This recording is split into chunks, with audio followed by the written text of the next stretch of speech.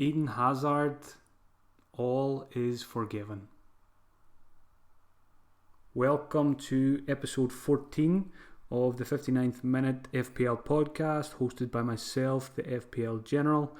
Recording on Tuesday the 18th of September, which is my birthday, so I just want to take this opportunity to wish myself a happy birthday so that I can listen to it back later when I'm listening to the pod. So happy birthday to me. Going to change things up a little bit on this week's podcast. So I put out a tweet looking for some suggestions for new ideas, just to change things up a little bit so it's just not the same every week. So this week's episode is going to run as follows. Quick shout outs to those players who played 59 minutes in Gameweek 5. I'll review my Wildcard success, Gameweek 5, after that. Then I will talk about 3 players that I want who I don't own. So this could become a weekly feature, so I'm calling it 3 I want. So it'll be, this week anyway, it'll be a defender, a midfielder and a forward. So essentially 3 players from my watch list who I don't own, who I would like to own.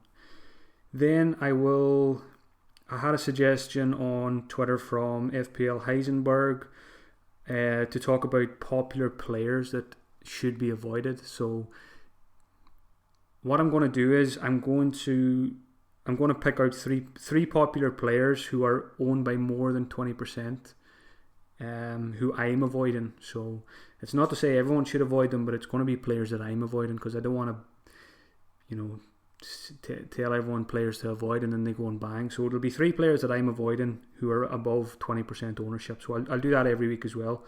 And then I had another suggestion on Twitter about differentials. So again, I'm going to pick out 3 differentials from my watch list who are less than 5% owned. So 3 differentials who I like for the coming game weeks. Talk about Game Week 6 captaincy then briefly, because a lot can change midweek with Champions League and stuff, so I'll just talk about that briefly. I've got 1 or 2 questions as well I want to tackle, one about Mo Salah and one about Champions League rotation as well.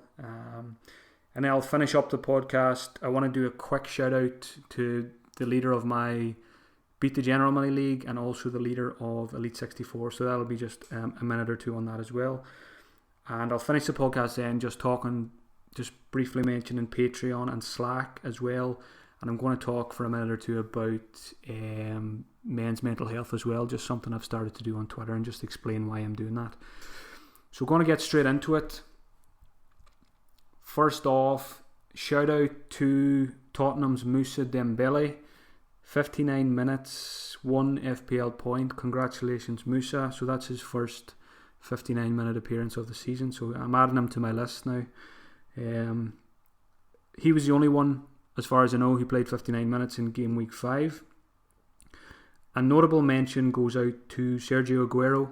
Played 53 minutes, but at least he managed to get 2 assists before he got taken off. So I just wanted to give him a quick mention, and hopefully he's okay for Game Week 6.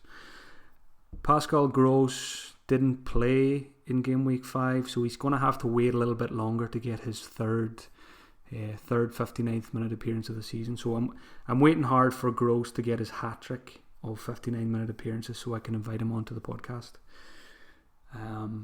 So that's the shout-outs for this week. Moving into my Game Week 5 review. So finally had a good game week. Played the Wildcard. Things went very well for me. 83 points and a very healthy green arrow, so I've risen from 1.1 million to 337k, so a huge rise, around a rise of about 750,000 places, which is huge in one game week, even at this stage of the season, so very, very happy with that. That moves me on to 310 points now overall. So again, for the second game week in a row, I did the Match of the Day challenge, which is where you avoid all the results, switch the phone off and just don't know anything and watch Match of the Day. As I mentioned, it's my birthday today, so we celebrated my birthday at the weekend with my wife, so she treated me to a night away. So I just switched the phone off all day Saturday. We were out for lunch and dinner, and we went to a comedy gig as well Saturday night in Glasgow. So I just left the phone off, and it didn't get home till about 11:30 Saturday night. So Match of the Day was almost over at that point. And we're staying in a hotel, so didn't have it recorded or anything like that. So I just went to sleep, and match of the day was being rerun at 8:30 on Sunday morning. So woke up in the morning, nice big 60-inch TV in the hotel to enjoy match of the day on, and it was, for once, it was a nice experience. As you'll know from Gameweek 4 when I did it, it was painful. I think I got 36 points and activated my wildcard, but a far more enjoyable experience this time, and I would recommend that to people. It's a very hard thing to do, to avoid all the results during the day on a Saturday, but if you can do it once, it is a challenge I would recommend. Now again, it's not always enjoyable, but if you can do it, it's worth it, especially if you have a good game week. So that was a very successful wildcard. Obviously brought in my old friend Hazard, 20 points, so I was smiling from cheek to cheek, especially when he banged in his third goal. I couldn't believe I was actually getting Hazard points. Had to pinch myself. David Silva, 11 points. Madison worked out well as well, albeit he was a bit fortunate to get the penalty because Vardy was off the pitch, so I don't know if he'll have penalties going forward, but I'll take it. 14 from Captain Aguero. Danny Ings came good last night. Wan-Bissaka came off my bench for Mendy, so Wan-Bissaka was my first sub, so it's always important to get your bench order correct, and it worked out for me this time. Patricio, clean sheet, happy with that. So all in all, the only players who didn't deliver was Alonso, of course. When I bring him in, he blanks. And Mo Salah, my most expensive player. And Holebas as well got a big fat 0. So the reason I got Holebas was Luke Shaw was the player I wanted to get in that price bracket, but his injury just put me off, and I just felt Holebas was the next best option in that price bracket. So happy enough to hold on to Holebas for the time being. And looking ahead to game week 6, I'm pretty happy with my squad. So I'm going to bank the transfer more than likely, as long as there's nobody's ruled out. Bank the transfer, and that'll give me 2 free transfers going into game week 7. So it'll put me in a strong position then to make a few changes. Danny Ings, I'm just going to bench him game week 6 and play Wan-Bissaka at home to Newcastle. Now Aguero and Mendy are both yellow flagged, but going by reports today, Mikel Arteta was saying that both were going to train today and they're in contention for the Champions League, so they should be fine for the weekend, I would imagine. So I'm not too worried. So it'll be a transfer bank for me this week. Hopefully, I think it'll be the first time I've banked this season. Yeah, I'm going to try that and do that as often as possible from now on. So that's the Game Week 5 review covered. Very happy. So hopefully you can kick on now for the next couple of weeks and months after a well-played wildcard. Moving on to a new feature now. So 3 players I want who I don't own. So I've picked out defender, midfielder and a forward this week from my watch list. First one is Matt Doherty at Wolves. 4.4 million defender. Scored 12 points at the weekend. The only issue is he has Man United next, so it's not an ideal time to get him in, which is kind of why I don't mind banking my transfer this week anyway. He'd probably be one of my priorities to get in. But the other thing about Doherty for me is I've got Patricio and Bennett. So if I got Doherty, it means triple up Wolves defence, which I'm not keen on. I did consider it. I did consider getting Doherty instead of Holebas on wildcard, but I didn't want to triple up because one thing, it blocks a move for someone like Jimenez maybe later, or if Neves was to get penalties or something like that, then I'm kind of blocked out of that move. So that's why I didn't get Doherty. But if you're unlike me and you've got, you're not already doubled up in Wolves defence, Doherty's a beast. I put a tweet out on Saturday at half time, Sunday I think it was at half time in the Wolves game, saying I can't believe how he hasn't got attacking returns yet this season. Then he went and got his assist, and he should have scored as well. He had a very, very good chance 1-on-1 and he put it wide. So Doherty is very high on my watch list. Midfielder, Ryan Fraser, 5.7 million. Doesn't need too much explanation. 18 points in game week 5. Fixtures coming up: Burnley, Palace, Watford, Southampton, Fulham. So Fraser was another player who was in my initial wildcard draft, but his injury worry scared me off him. Don't really have any regrets because I just felt a hamstring injury. I was very, very surprised to see him play. I was watching match today on Sunday morning, and the Bournemouth lineup came up, and I seen Fraser, and I was like, oh no, I just know what's going to happen now that he's playing. But obviously didn't expect him to get 18 points. So well done to those who held on to him or were brave enough to get him on a wildcard. But again, I don't really have any regrets there. I got Madison instead of him, so 8 points for Madison, so it wasn't too bad.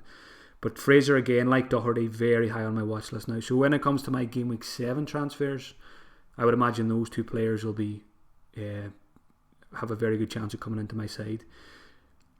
The striker I've picked out for this week's 3 I want is Zaha, 7 million. 3 goals in 4 starts this season. Good fixtures. He's got Newcastle, Bournemouth, Wolves and Everton coming up. And he is Crystal Palace. I mean, they don't win games when he doesn't play. He is a talisman for them, and if they're going to win games, he's going to be involved in the goals. He has been getting a lot of bookings this season, more out of frustration because of how he's getting treated on the pitch. He came out after the game complaining about not getting protected and players not getting sent off and stuff like that. But he just needs to keep do your talking on the pitch, Wilf. And he can't be going around retaliating just because he's getting kicked up and down the pitch. So the yellow cards is a bit off-putting, but hopefully he can just knuckle down now. And I'm sure he'll be told to just get on with it by Roy Hodgson over the next few weeks. So Zaha is the striker I'd be interested in this week. So that's the 3 I want, who I don't own: Doherty, Fraser and Zaha. Moving on to another new feature now. So Heisenberg asked me about popular players who should be avoided. So as I said, I'm going to look at 3 players who are owned by more than 20% in FPL, who I'm not interested in. So this is not to mean if you have them, sell them. It doesn't mean don't get them. This is my opinion. The first one is Neves at Wolves. So Neves is owned by 24.9%. He's 5.2 million. He's in a lot of teams because of his Game Week 1 performance. I think he got a goal and an assist in Game Week 1. And watching Wolves this season, I've been very impressed by Wolves, very impressed by Neves as a footballer. But in FPL terms, I'm not interested at the moment. He's got 4 blanks in a row now. He did create a lot of... I think he created 5 chances at the weekend, which is good figures. But again, I'm just not interested at the moment. He's not doing enough for me to justify inclusion. His price point's a bit awkward at 5.2. I would rather just go cheaper, 4.5 bench player, or find the extra for Ryan Fraser at the moment. The thing with Neves that will change my thinking on him is if he's on penalties. We don't know yet who is the Wolves penalty taker. Could be Neves, could be Jota. We don't know. Could be Jimenez. We don't know. So it's a wait and see for me on Neves. And he's one player I'm not interested in who is very popular. Another player in a similar price bracket who has 21% ownership, N'Golo Kante at Chelsea. Again, he got a lot of interest after Game Week 1 because he scored. And like Neves, he's got 4 blanks now since then. Again, I'm not interested, even though he is playing, more further than he has been in recent seasons. He's just not a natural goal scorer. When you can see that when he gets into goal scoring positions, he gets nervous looking. He just looks to lay the ball off. So I don't really see him getting many goals. He might pick up the odd assist here and there, and he could be good value at 5 million over the course of the season. But the other thing I don't like about Kante is he, like Neves as well, they would take up a third. If I got Kante, it would take up a third Chelsea spot for me. So I've got Alonso and Hazard. I don't want Kante because there may be another Chelsea player I want down the line. Maybe if Giroud keeps his place, someone like Pedro, if he became more nailed on, if Willian picked up an injury or something, Kante would block a move for me to those kind of players. Or if I wanted to go double Chelsea defence, again, Kante would block that. So Kante's another player like Neves. No interest at the moment for me. The third one, a bit more exciting than the other two, although he's not very exciting at the moment. Harry Kane. Harry Kane is owned by 26.2% of FPL managers. 12.5 million. That's the big issue. He's too expensive for what his output is at the moment. I think he's blanked now in the last 2 games. I recorded the Liverpool Spurs game on Saturday and I watched it back yesterday. And after I watched it, I put out a tweet, just some of my thoughts. And in that tweet, I, tongue in cheek, I said, was Harry Kane even playing in that game? Because, barely touched the ball, didn't look threatening. He just, to me, he's a player who needs a rest.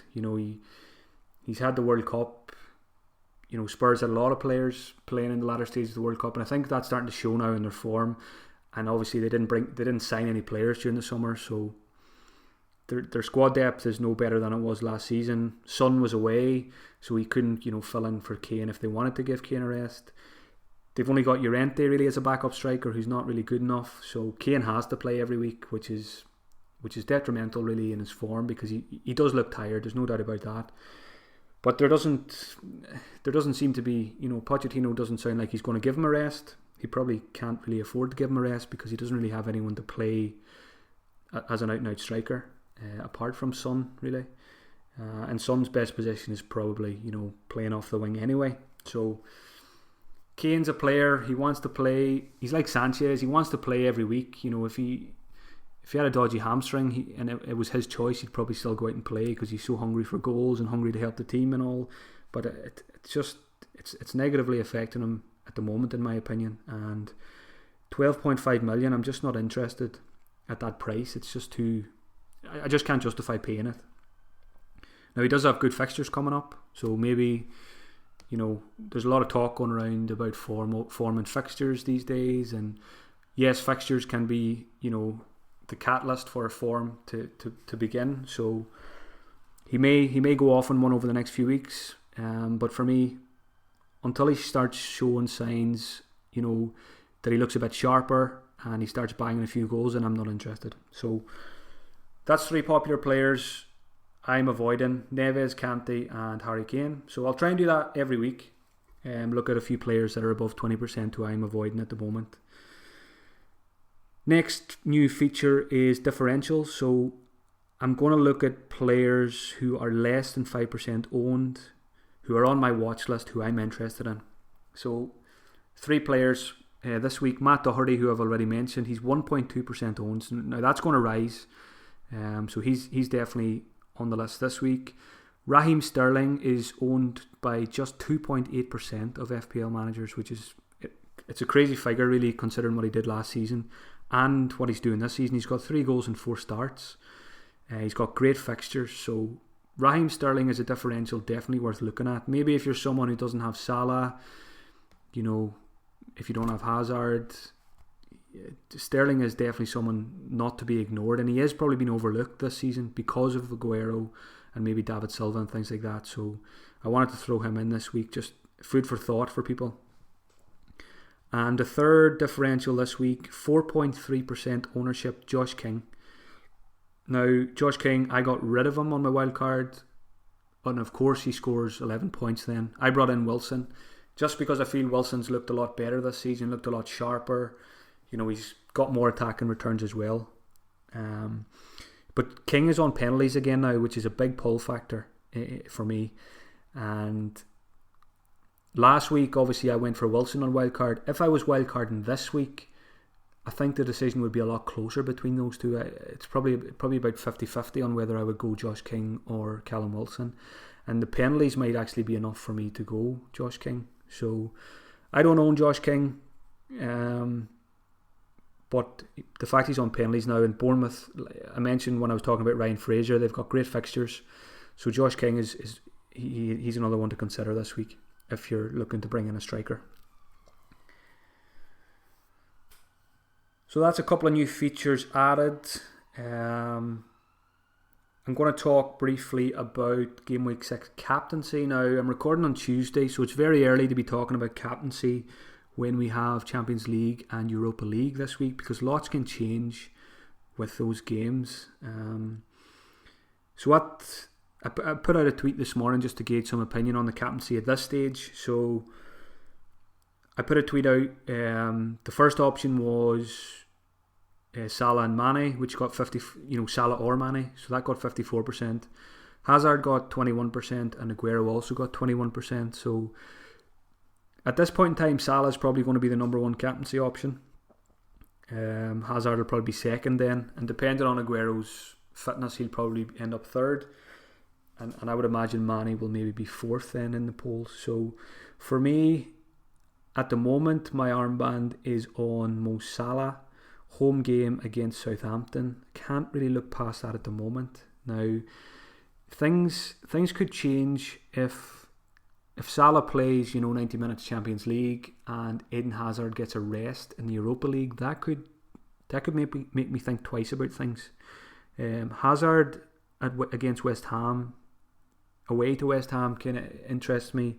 West Ham tend to struggle at the London Stadium. Lots of space there for Hazard and co to exploit. So coming off the back of a hat-trick, Hazard is definitely going to be in my thoughts for game week 6. Now, is it too early for me to captain my biggest FPL troll? Or can I forgive him enough to trust him with the armband against West Ham? So time will tell on that one, and I'll be watching the Champions League and Europa League closely this week, and that's going to factor in my decisions.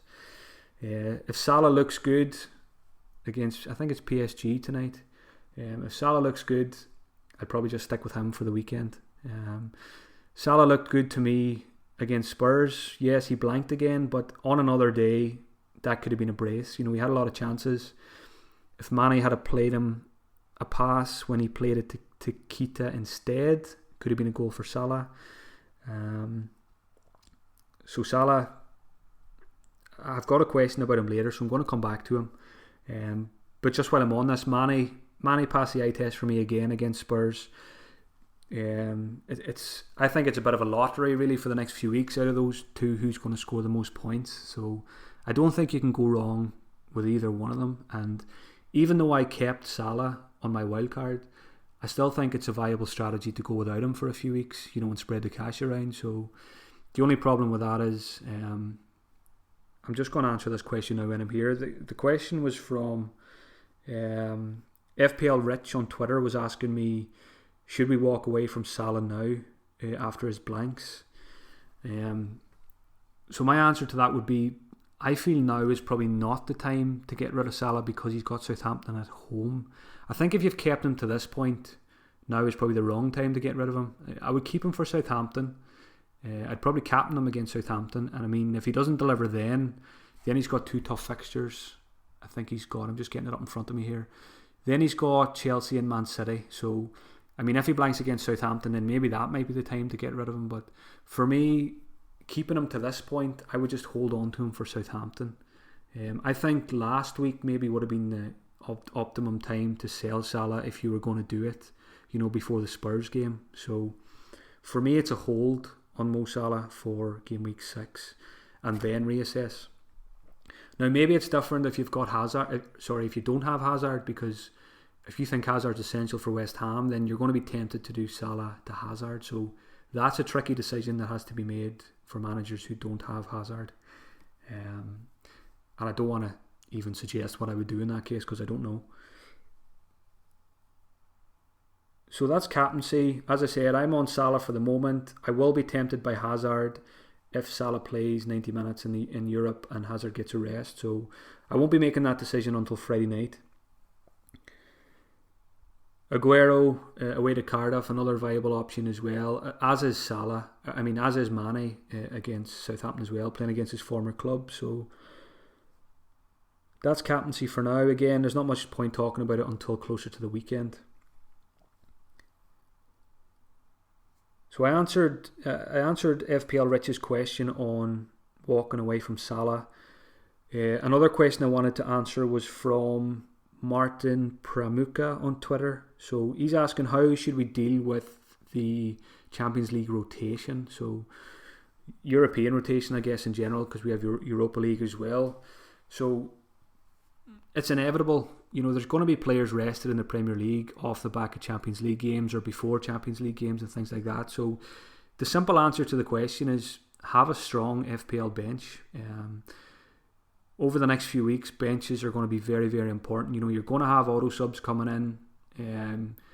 You want to have at least 2 players on your bench who play every week. Now, when I set up my wildcard, I made sure I had 3 players on my bench who play every week. So I've got Bennett at Wolves. He plays in a good defence, so always a chance of a clean sheet against anyone really. I went for Danny Ward, who's playing up front for Cardiff. So no matter who the fixture is, he's a striker. So if there's an off chance that Cardiff score, yes, they don't score many goals, but Danny Ward could be involved.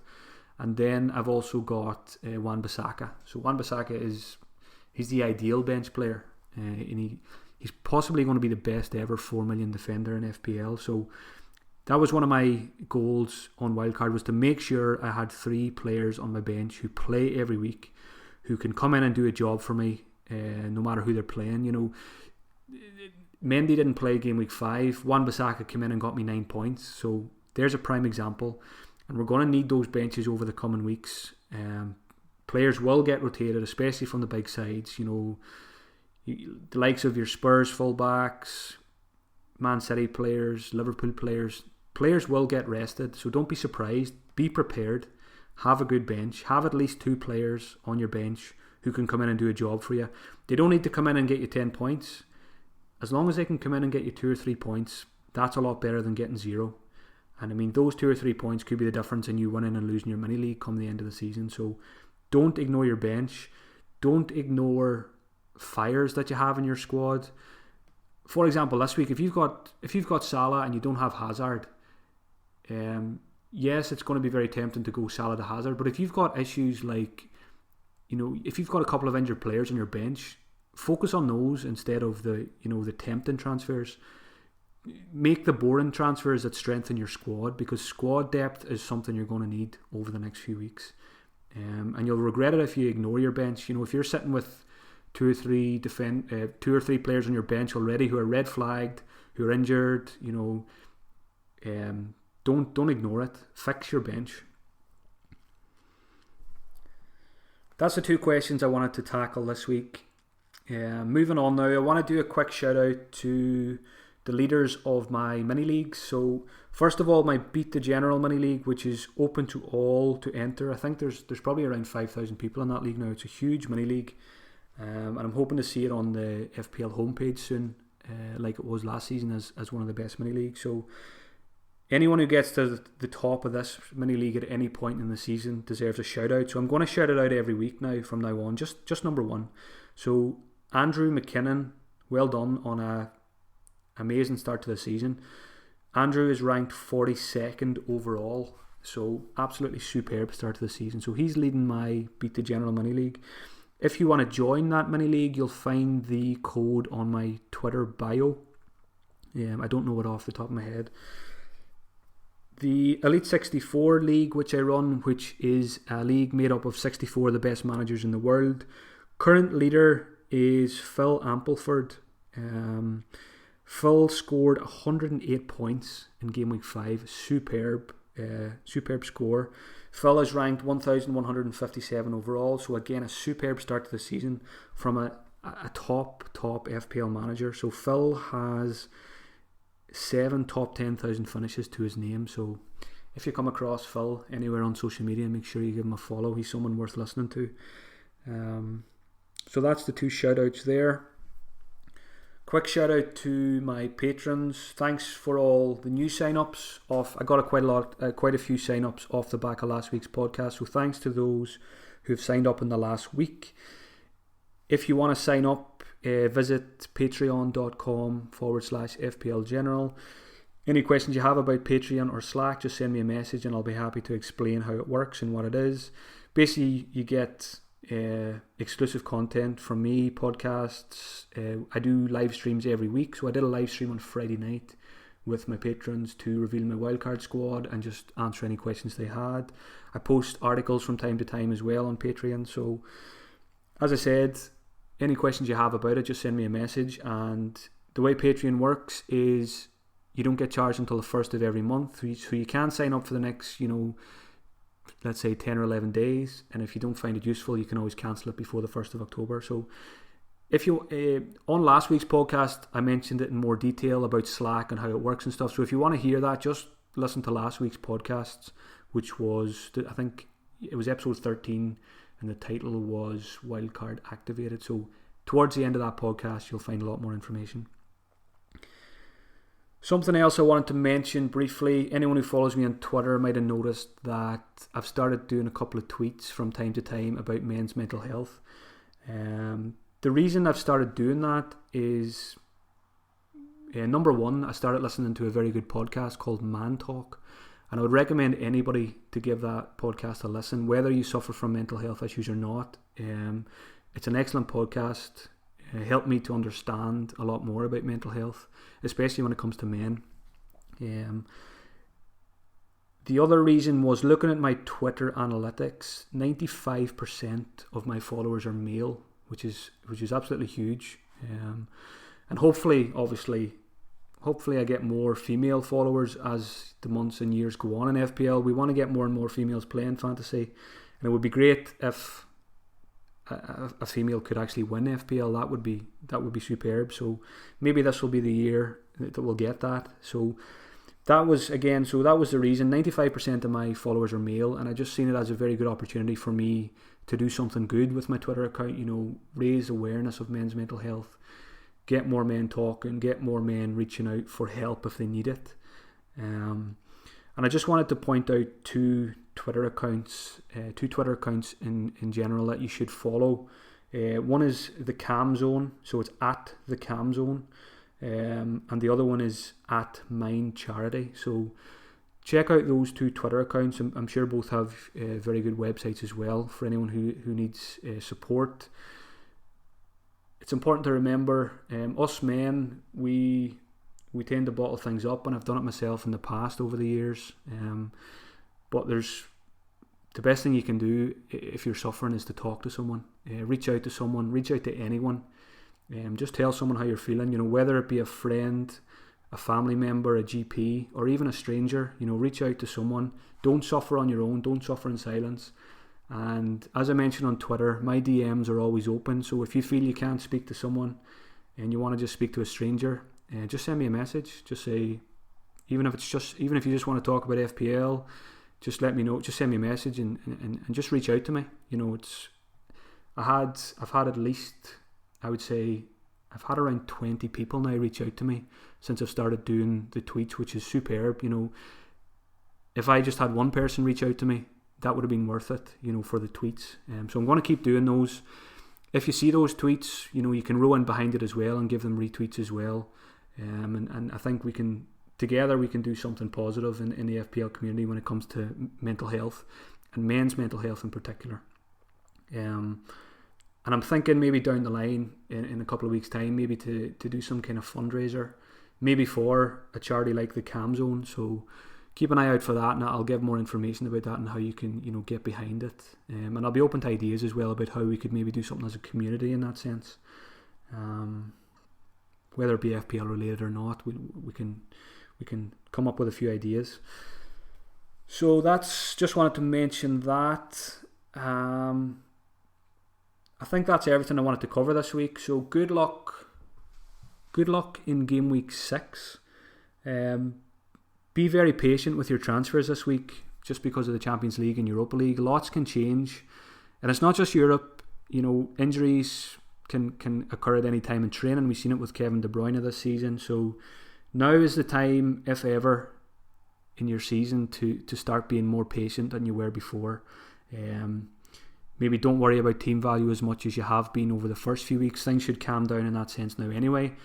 I'm always happy to lose 0.1, 0.2 million just to have all the information I need on Friday to make the most informed decision when it comes to making transfers. So be patient. It's always my number one piece of advice I give out to FPL managers. And you'll be rewarded long term if you remain patient. So thanks again for listening, folks. As always, if you enjoyed the pod, give it a like, retweet, share, thumbs up, wherever you are. Give it a review on iTunes. Always appreciated. And leave a comment as well. Let me know what you thought about the new features. Let me know any changes you'd like me to make. Anything you didn't like, just let me know. You can leave a comment anywhere. You can tweet me, send me a DM, leave a comment on YouTube, SoundCloud, wherever. I see everything. So all feedback welcome, positive and negative. So enjoy the rest of your week. Enjoy the Champions League. Enjoy the Europa League. I don't know if I'll enjoy the Europa League, but I'm going to enjoy the Champions League this week. And I seen on Twitter, Trigger Lips is someone who's been tweeting today and yesterday that there's very little talk of Champions League fantasy. He's probably the only person I've seen tweeting about it. I'm probably not going to bother playing it myself. I don't usually play it. I don't think I've ever played Champions League fantasy. Now, I enjoyed World Cup fantasy, which I did pretty well in.